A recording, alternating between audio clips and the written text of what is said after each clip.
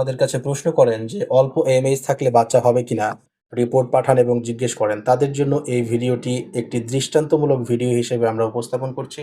যেখানে আমাদের ডান পাশে ফলিকল ছিল 10 এর চেয়েও ছোট। আর যখন আমরা চিকিৎসা করালাম 12 মার্চ 2026 থেকে 11 এপ্রিল 2026, অর্থাৎ 1 মাসও নয়, 29 দিনের ব্যবধানে আমাদের ফলিকল সেটা হয়ে গেল 23 থেকে 19 অর্থাৎ প্রায় 20 এর কাছাকাছি। 23.8 অর্থাৎ প্রায় 24 এবং 19.9 অর্থাৎ প্রায় 20। অর্থাৎ ছোট ফলিকল যেটা ম্যাচিউরই হতে পারছিল না, সেটা পরবর্তীতে ভালো পরিমাণে বড় হয়ে গেল এবং এন্ডোমেট্রিয়াম থিকনেস অর্থাৎ বাচ্চা যেখানে থাকবে সেই বাচ্চা দানি অর্থাৎ বাচ্চার যে বিছানা সেটা আগে ছিল 8.2 আর পরবর্তীতে সেটা 11.0 অর্থাৎ 11 হয়ে গেল। বাচ্চার বিছানাটাও একদম পরিপক্ক হয়েছে। লো লেভেল অফ এমএইচ অথবা অ্যান্টিমুলেরিয়ান হরমোন কমে যাওয়া, এটি মহিলাদের বন্ধ্যাত্ব সম্পর্কিত একটি সমস্যা। আজকে আমি এই ভিডিওতে যে বিষয়টি নিয়ে কথা বলবো, এটি সাধারণ রোগীদের যেমনি উপকারে আসবে, তেমনি জুনিয়র হোমিওপ্যাথিক চিকিৎসক বা যারা নতুন পাশ করে বেরিয়েছেন আপনাদের জন্য এই বিষয়টি দারুণ কার্যকর হবে। ছাত্র যারা আছো তোমরাও এখান থেকে চিন্তার খোরাক খুঁজে পাবে, যেগুলো সাধারণ বই পুস্তকে লেখা থাকে না। অ্যান্টিমুলেরিয়ান হরমোন হচ্ছে মেয়েদের শরীরের একটি হরমোন।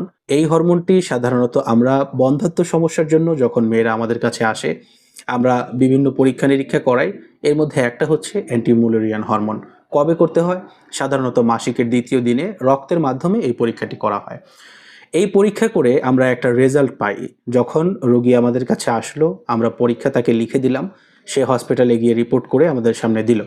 এরপরে আমরা সেখানে দেখতে পারবো নির্দিষ্ট একটা রেজাল্ট, সেটা হতে পারে 2.5, 1.3, 4.4 অথবা এই ধরনের যে কোনো একটা রেজাল্ট হতে পারে। এই রিপোর্ট দেখে আমরা বুঝতে পারি রোগীর এএমএইচ কি কম আছে না বেশি আছে। এটার যে স্বাভাবিক রেঞ্জ সেটা হচ্ছে এইটা। যদি অনেক বেশি কমে যায় এএমএইচ, তখন স্বাভাবিকভাবে প্রশ্ন আসে, আমরা কি আর কখনো বাবা মা হতে পারবো, বা আমাদের কি সন্তান হবে কিনা। এএমএইচ যদি কম থাকে আমাদের ঘরে কি আর কখনো সন্তান আসবে না? এএমএইচ জিনিসটা কি? এএমএইচ হচ্ছে আমাদের মায়েদের শরীরে ডিম্বাণুর রিজার্ভ কেমন থাকে সেটা বোঝার একটা মাধ্যম। ছেলেদের শরীরে প্রতিদিন নতুন নতুন শুক্রাণু তৈরি হয়, কিন্তু মেয়েরা একটা নির্দিষ্ট ডিম্বাণুর রিজার্ভ নিয়ে জন্মগ্রহণ করে এবং সেখান থেকেই মাসিকের প্রতিটি সাইকেলে কিছু কিছু ডিম্বাণু বা অভাব ঝরে যেতে থাকে। আমরা যখন পরীক্ষা করাই তখন আমরা বুঝতে পারি তার শরীরে এখনো কি পরিমাণ ডিমের রিজার্ভ অবশিষ্ট আছে। যেমন আজকে একটি ছেলে যদি বীর্যপাত করে, আবার কয়দিন পরে তার শরীরে নতুন শুক্রাণু তৈরি হচ্ছে, কিন্তু মেয়েদের প্রতি মাসিকের সাইকেলে যে ডিম্বাণুগুলো চলে যাচ্ছে এগুলোর রিজার্ভ শুধু ডে বাই ডে কমতে থাকছে। তাহলে যখন এটা কমতে কমতে অনেক বেশি কমে যাবে, তখন বাচ্চা হওয়াটা কঠিন হয়ে যাবে। এখন প্রশ্ন হচ্ছে এমএইচ কি বাড়ানোর কোনো সুযোগ আছে কিনা। চলুন এই বিষয়টি ক্লিয়ার করে বোঝার জন্য আমরা একটি কেস স্টাডি করি আপনাদের সাথে, এরপরে আমি আমার অসমাপ্ত কথা শেষ করছি। চলুন দেখা যাক। সবাইকে স্বাগতম জানাচ্ছি আরও একটি নতুন ভিডিওতে। আজকে একটি ফিমেল ইনফার্টিলিটি কেস নিয়ে আপনাদের সাথে শেয়ার করব।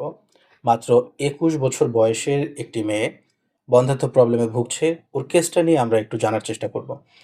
এতদিন আমরা সিমেনাল ইনফেকশন, বীর্যের morphology mortality problem, sperm count কম, এই ধরনের বীর্যের অনেকগুলো প্রবলেম নিয়ে আলোচনা করেছি। আপনাদেরকে রোগগুলো বুঝিয়েছি, হোমিওপ্যাথিতে এগুলোর কী ধরনের চিকিৎসা হয় সেটাও বুঝিয়েছি।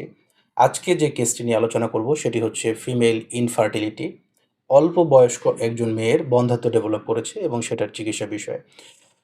প্রথম যখন আমরা রোগীর অবস্থা পাই, এএমএইচ ছিল মাত্র 0.55।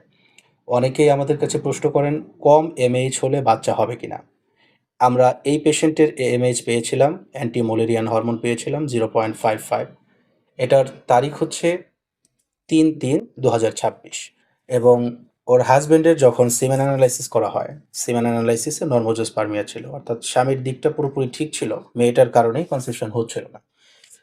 টিভিএস রিপোর্ট যেটা আমরা পেয়েছিলাম, এখানে আমাদের রাইট ওভারিতে, এটা হচ্ছে টিভিএস উইথ ফলিকুলোমেট্রি। স্টুডেন্ট যারা আছো, হোমিওপ্যাথিক স্টুডেন্ট, তাদের জন্য কাজে আসবে। মাসিকের 12তম দিনে করতে হয় এটা। টিভিএস ফর ফলিকুলোমেট্রিতে আমরা পেয়েছি multiple tiny follicle, less than 10 10 এর চেয়েও ছোট ফলিকল ছিল, যার কারণে অভুলেশন হচ্ছিল না এবং শুক্রাণুর সাথে মিলিত হয়ে যে জাইগোট ফর্ম করা সেটাও সম্ভব হচ্ছিল না। আমরা জানি যে সর্বনিম্ন মেয়েদের যে ডিম্বাণু আছে সেটা 18 থেকে 20 হতে হবে, সর্বনিম্ন। যদি সেটা 24 পর্যন্ত হয় তাহলে আরও ভালো, কিন্তু সেটা হচ্ছিল না। আর এএমএইচ কম থাকার কারণেই মূলত হচ্ছিল না। এখানে আসার আগেও কিছু চিকিৎসা হয়তো করা হয়েছে। এখানে আসার আগে ডাক্তার দেখিয়েছিলেন? জি, জি। পরবর্তীতে আমরা চিকিৎসা শুরু করি। এটার তারিখ হচ্ছে 12ই মার্চ 2026। আপনারা তারিখটা দেখতে পাচ্ছেন, 12ই মার্চ 2026। এরপরে আমরা পরীক্ষা করাই 11/4/2026-এ, যেখানে আমাদের ডান পাশে ফলিকল ছিল 10 এর চেয়েও ছোট। আর যখন আমরা চিকিৎসা করালাম, কয় মাসের ডিফারেন্স আছে তাহলে? 12ই মার্চ 2026 থেকে 11ই এপ্রিল 2026, অর্থাৎ 1 মাসও নয়। 29 দিনের ব্যবধানে আমাদের ফলিকল সেটা হয়ে গেল 23 থেকে 19 অর্থাৎ প্রায় 20 এর কাছাকাছি। 23.8 অর্থাৎ প্রায় 24 এবং 19.9 অর্থাৎ প্রায় 20। ছোট ফলিকল যেটা ম্যাচিউরই হতে পারছিল না, সেটা পরবর্তীতে ভালো পরিমাণে বড় হয়ে গেল এবং এন্ডোমেট্রিয়াম থিকনেস অর্থাৎ বাচ্চা যেখানে থাকবে সেই বাচ্চাদানি অর্থাৎ বাচ্চার যে বিছানা সেটা আগে ছিল 8.2 আর পরবর্তীতে সেটা 11.0 অর্থাৎ 11 হয়ে গেল। বাচ্চার বিছানাটাও একদম পরিপক্ক হয়েছে। যারা আমাদের কাছে প্রশ্ন করেন যে অল্প এমএইচ থাকলে বাচ্চা হবে কিনা, রিপোর্ট পাঠান এবং জিজ্ঞেস করেন, তাদের জন্য এই ভিডিওটি একটি দৃষ্টান্তমূলক ভিডিও হিসেবে আমরা উপস্থাপন করছি। এর সাথে হোমিওপ্যাথিক ছাত্র যারা আছো অথবা নতুন হোমিওপ্যাথিক চিকিৎসক, তাদের জন্য এই কেসটি শিক্ষণীয় হয়ে থাকবে এবং তোমাদের কনফিডেন্স বৃদ্ধি করার জন্য আমি এই ভিডিওটি পোস্ট করছি। তোমরাও বুঝতে পারবে এগুলোর চিকিৎসা হোমিওপ্যাথিতে কত দারুণভাবে করা যায়। আপনারা এখানে আসার আগে চিকিৎসা নিয়েছিলেন কোথাও? জি, চিকিৎসা নিয়েছিলাম। কতদিন করা হয়েছিল চিকিৎসা? ১ বছর। 1 বছর চিকিৎসা করেও তেমন কোনো ফলাফল পাননি। না। আর এখন আমরা 29 দিন অর্থাৎ 1 মাসেরও কম সময়ে আল্লাহর রহমতে অনেক বেশি বেড়ে গেছে। আপনার মনের অবস্থা বলুন এবং আপনার ওয়াইফের মনের অবস্থা বলুন। আপনারা এখন মোটামুটি আশা করছেন যে আল্লাহ যদি দেয় তাহলে একটি বাচ্চা হয়তোবা আসার জি, সম্ভাবনা আছে। ইনশাআল্লাহ। তো এই যে কনফিডেন্সটা এখন এসেছে, এটা কি 1 বছরের মধ্যে আপনাদের এরকম ভালো লাগা কাজ করেছিল? না, ভালো লাগা কাজ করে নাই। এরকম তো মানে কেউ বুঝে বলনার অথবা এরকম রিপোর্ট পাইও নাই। তখন আপনারা বুঝতেও পারেননি যে না, চিকিৎসার উন্নতি হচ্ছে কিনা, না, ভালো-মন্দ হচ্ছে কিনা, এমন কোনো লক্ষণ দেখা যায়নি। না এমন কোনো লক্ষণ তবে নাই। এখন আলহামদুলিল্লাহ আমরা দেখালাম আপনাদেরকে এএমএইচ কম থাকা সত্ত্বেও রিপোর্টে ফলিকলের সাইজ বাড়ানো যায়। এখন কেউ যদি প্রশ্ন করে এএমএইচ কি বাড়বে কিনা? এএমএইচ বাড়ার জিনিস নয়। এটা শুধুমাত্র ডে বাই ডে কমবে। অর্থাৎ এএমএইচ যার 1 আছে, 1 থেকে আস্তে, আস্তে 0.99 হবে, 99, 98 এভাবে শুধু কমতে থাকবে। কারণ ডিমের রিজার্ভ শরীর থেকে ফুরিয়ে যাচ্ছে। এএমএইচ বাড়িয়ে দিব এই ধরনের কথা বলে যত প্রচারণা হয়, এগুলো হচ্ছে মিথ্যে কথা। কারণ এএমএইচ বাড়ার জিনিস নয়। তাহলে বাড়বে কি? এএমএইচ কম থাকলেও আমাদের চেষ্টা থাকবে ফলিকলের সাইজটা যেন বড় করা যায়। ফলিকলটা বেড়ে যদি রাপচার হয় তাহলেই বাচ্চা হবে। আর এএমএইচ এটা শরীরগত বিষয়। একটা মানুষের শরীর যেমন 5 ফিট থেকে 10 ফিট করা যায় না, তেমনি এএমএইচ 0.55 থেকে এটা 1.11 করা সম্ভব নয়। এটা কখনোই বাড়বে না। আর এএমএইচ দিয়ে আমরা মূলত ডিমের রিজার্ভটা বুঝি। ডিম কম আছে, কিন্তু সেই ডিমটাকেই আমাদের পরিপক্ক করার চেষ্টা করতে হবে। সেই ডিমটাকেই ভালো করার চেষ্টা করতে হবে যাতে রাপচার হয় এবং কনসিভ হয়, ফার্টিলাইজেশন হয়। এটাই হচ্ছে উদ্দেশ্য। এত কথা বলতাম না যদি শুধুমাত্র রোগীদের জন্য দিতাম। ভিডিওটি আমি রোগীদের জন্যও দিলাম এবং নতুন চিকিৎসকদের জন্যও দিলাম। এটা তোমরা আশা করছি আমি উপকৃত হবে। আমরা এই ভিডিওর মাধ্যমে বুঝতে পারলাম একটি রোগীর এএমএইচ অনেক বেশি কম ছিল, কিন্তু আমরা তার ফলিকলগুলোকে বড় করার জন্য, স্টিমুলেশন করার জন্য চেষ্টা করেছি। ফলিকলগুলো স্বাভাবিকভাবেই বড় হয়েছে এবং এখান থেকে রাপচার হয়ে যখন সে শুক্রাণুর সাথে মিলিত হবে তখন বাচ্চা হবে। অর্থাৎ আমাদের মূল কাজ হচ্ছে ফলিকলগুলোকে বড় করা। ফলিকলের ভিতরে ডিম্বাণু থাকে, এই ডিম্বাণুগুলো যখন পরিপক্ক হবে, শুক্রাণু রিসিভ করার ক্ষমতা তার মধ্যে হবে, তখনই কেবলমাত্র বাচ্চা ধারণ করা সম্ভব।